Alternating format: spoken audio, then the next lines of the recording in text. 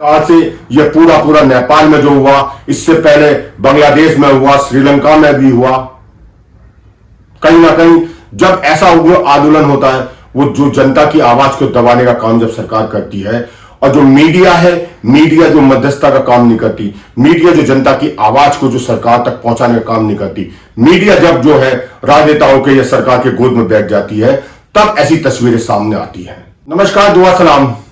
नेपाल के अंदर जो घटनाक्रम चल रहा है, जिस प्रकार से वहां के प्रधानमंत्री देश छोड़कर भाग चुके हैं और देश में उग्र आंदोलन चल रहा है, इसका मुख्य कारण कहीं ना कहीं वो युवा तो हैं। जब युवाओं ने देखा कि जो राजनेता है, प्रधानमंत्री हो या वित्त मंत्री हो, जो स्वास्थ्य मंत्री हो, उनके बच्चे तो बड़ी बड़ी विलासता पूर्वक जिंदगी जी रहे हैं, और नेपाल के जो आम जनता, जो टैक्स पेयर हैं, वो कहीं ना कहीं बहुत गरीबी में, बुरी हालात में जी रहे हैं। तो जिस प्रकार से सोशल मीडिया में आया, सरकार ने जो 26 सोशल मीडिया ऐप पे प्रतिबंध लगाया, उसके बाद देश में आक्रोश पैदा हो गया। उसके बाद ही सरकार के खिलाफ ये जेन जी आंदोलन शुरू हो गया। ये ऐसा नहीं है कि सरकार के खिलाफ ये आंदोलन जो सोशल मीडिया की वजह से हुआ है, ऐसा बिल्कुल नहीं है। वास्तव में अगर बात करो, जिस प्रकार से जो नेपाल की ओली मीडिया, अगर मीडिया अपनी भूमिका अच्छी तरीके से निभाती तो ये देश में हालात नहीं होते। जिस प्रकार से मीडिया का काम होता है, सरकार और जनता के बीच में मध्यस्थता बनाए रखना, सरकार की गलत नीतियों के उजागर करना और जनता को उसको पेश करना। लेकिन जिस प्रकार से आज के टाइम में, जो आज के समय में मीडिया अपना रोल अदा कर रही है, वो कहीं ना कहीं एक तरफा सरकार की गोद में बैठ जाती है। उसका असर है कि जनता की जो आवाज को सुना नहीं जाता, और उसका परिणाम होता है जन आक्रोश।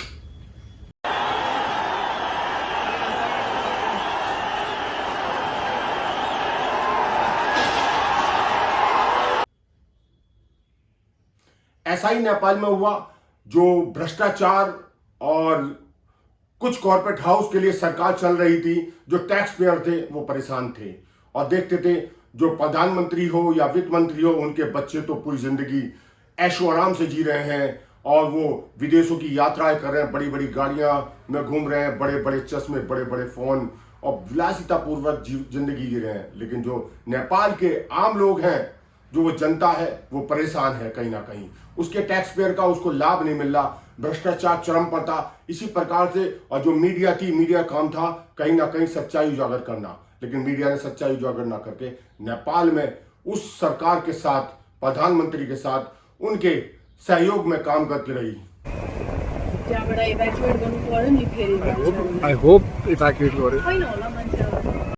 नेपाल में पूरा भी जो घटनाक्रम हुआ है, उसकी मुख्य भूमिका मीडिया रही है। अगर मीडिया भ्रष्टाचार की, जो लंबे समय से नेपाल में बताया जा रहा है, सोशल मीडिया और मीडिया रिपोर्ट के अनुसार कि लंबे समय से नेपाल में भ्रष्टाचार की जो है लंबी जो फेयर लिस्ट बनती जा रही थी, प्रधानमंत्री हो, वित्त मंत्री हो, वो कहीं ना कहीं भ्रष्टाचार में लिप्त बताए जा रहे थे। लेकिन मीडिया का काम होता है उस धंधे को, गोरख धंधे को, प्रधानमंत्री के या वित्त मंत्री के, जब सरकार के धंधे को, जो गोरख धंधे को जनता के सामने पेश किया जाए। लेकिन मीडिया वो अपना काम नहीं कर रही थी। सोशल मीडिया में जन आक्रोश पैदा हो रहा था, जब भ्रष्टाचार के खिलाफ और वहां के मंत्रियों के बच्चों के खिलाफ जो विलासिता पूरा जिंदगी जी रहे थे, उनकी जो सोशल मीडिया में तस्वीर आती थी, उसको देखकर कहीं ना कहीं जो जनता में आक्रोश था और जो भ्रष्टाचार था, उनको उजागर नहीं किया जा रहा था। उसके बाद सोशल मीडिया में, अब कहते हैं ना, सोशल मीडिया जब से एक लोकतंत्र में, जहां डेमोक्रेसी है, एक आवाज बन के उभरी है।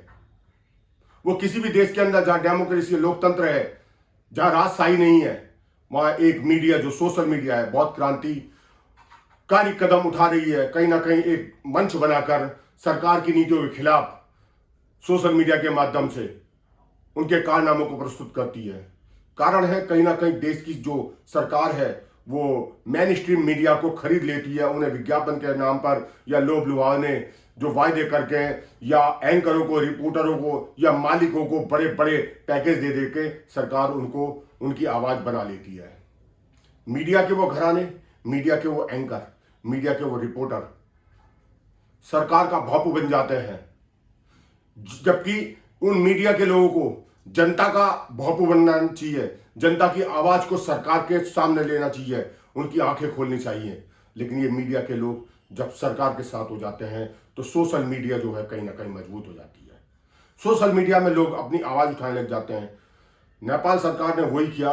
जब बहुत आक्रोश पूरे देश के अंदर चलने लगा तो उसने सोशल मीडिया के जो ऐप थे, यूट्यूब, सोशल मीडिया के यूट्यूब, फेसबुक, इंस्टाग्राम, लिंक्डइन, जो सोशल साइट थी, जो आम जनता जो कहीं ना कहीं अपनी पीड़ा व्यक्त कर रही थी सरकार के खिलाफ, वो कहीं ना कहीं जन आंदोलन लेता जा रहा था।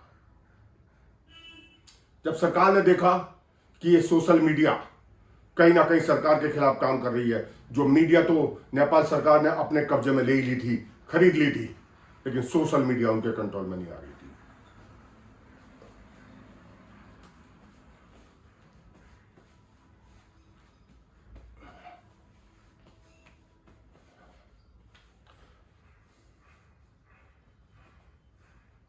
जब सरकार ने देखा जो मीडिया, मेन स्ट्रीम मीडिया है, सरकार ने वो जितने भी संस्थान थे अपने कंट्रोल में ले लिए थे, यानी उन्हें पैसा देकर, विज्ञापन के नाम पर पैकेज देकर जो मीडिया के संस्थानों को अपने कंट्रोल में ले लिया, और वो जो सरकार का एक भौप बन कर रह गए। सरकार की योजनाएं सरकार जो दिखा रही है उनकी बातों को करती थी, और जनता के जो पीड़ा है, परेशानियां हैं, जो स्वास्थ्य है, शिक्षा है, आम जनता के रोजगार की बात है, व्यापार की बात है, कारोबार की बात है, जो परेशानियां, छात्रों को रोजगार नहीं मिल रहा, छात्रों को एडमिशन नहीं मिल रहे हैं, तो वो जो छात्र जो थे, जिस प्रकार से कहा जाता है ना कि किसी देश के अंदर पेंशन लेने वाले या पैसा कमाकर आराम से जिंदगी जीने वाले एक अलग तबका होता है। कहते हैं जिस और जवानी चलती है उस और जमाना चलता है। जो जैन आंदोलन जो हुआ, कहीं ना कहीं जो 20 से 25 वर्ष के जो युवाओं ने वो सड़कों पर आकर सरकार के खिलाफ आंदोलन शुरू किया। उसमें कुछ ऐसे बच्चे भी थे जो सोशल मीडिया से अपनी आमदनी प्राप्त कर रहे थे, लेकिन कितना प्रतिशत, कुछ मात्र होगा। लेकिन जो युवाओं ने जब देखा कि देश जो है कहीं ना कहीं बर्बाद हो रहा है, भ्रष्टाचार की जो चरम सीमाएं हैं उनसे पार करता जा रहा है, और छात्रों को ना तो शिक्षा अच्छी मिल रही है और ना उनको रोजगार के साधन की संभावना है, ना उनका प्लेसमेंट, ना उनकी नौकरियों की संभावना है, उसके बाद ये जन आक्रोश आया।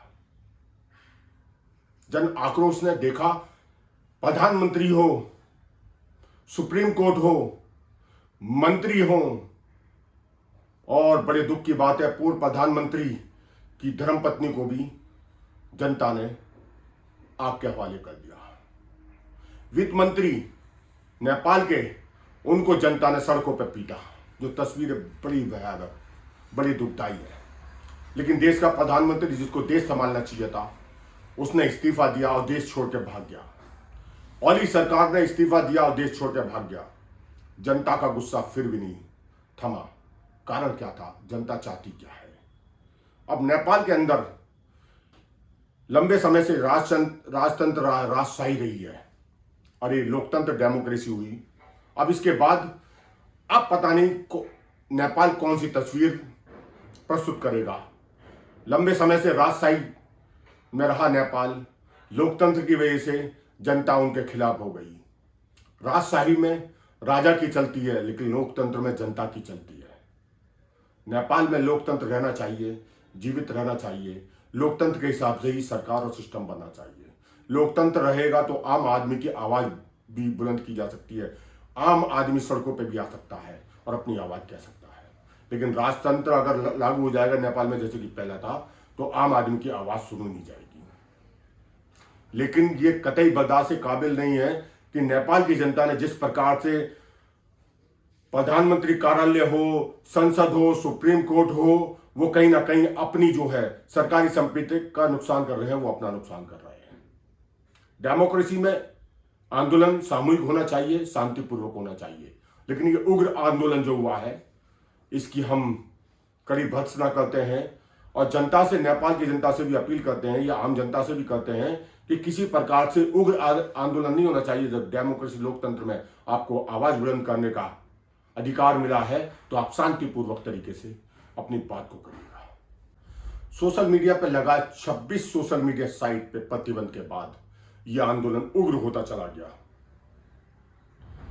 जैनजो द्वारा शांतिपूर्वक तरीके से इसको स्वीकार किया जाना चाहिए था, लेकिन सोशल मीडिया को जिस प्रकार से प्रतिबंध लगाया सरकार ने, जैन जो ने उसे अस्वीकार कर लिया।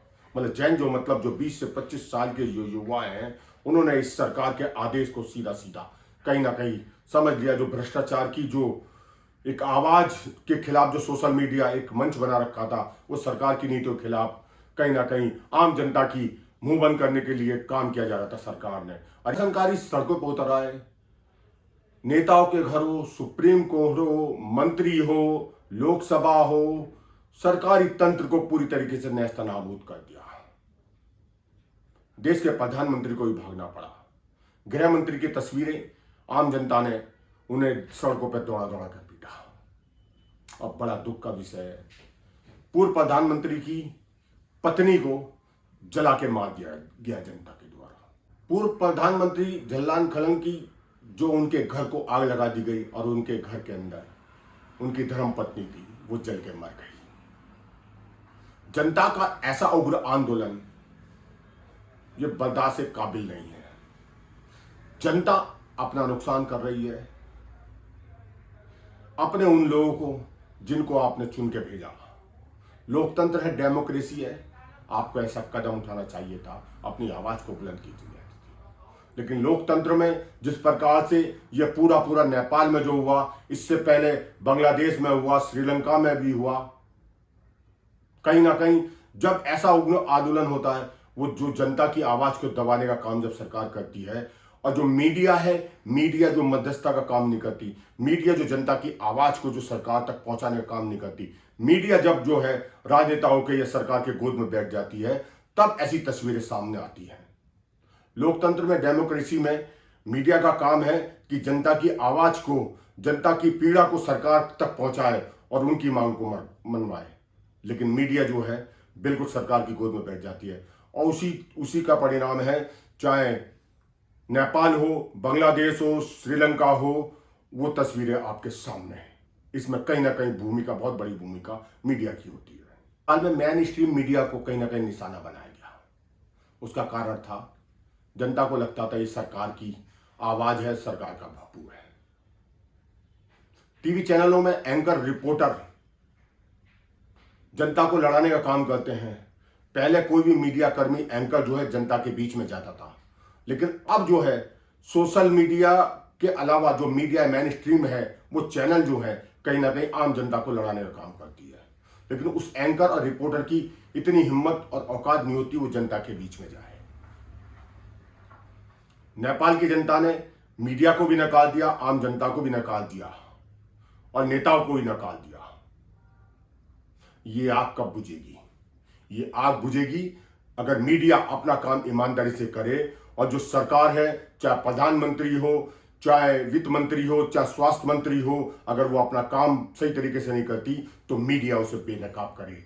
तभी देश में लोकतंत्र जिंदा रह सकता है, तभी देश जिंदा रह सकता है।